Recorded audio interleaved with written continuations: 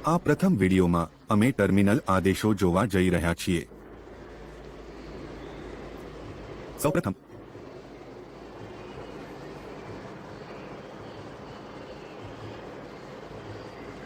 કેવી રીતે ટર્મિનલ શરૂ કરવું તે છે। તમે કંટ્રોલ ઓલ્ટ અને ટી દબાવીને ટર્મિનલ ખોલી શકો છો। આ ટર્મિનલ ખોલવા માટેનો શોર્ટકટ છે। આગળનો આદેશ ઇન્ફો ટાઈપ કરવો છે।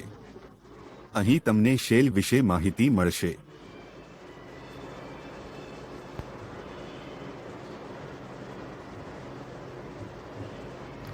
આ સ્કેલ આદેશ છે જે વર્તમાન મહિના માટેનો કેલેન્ડર બતાવશે।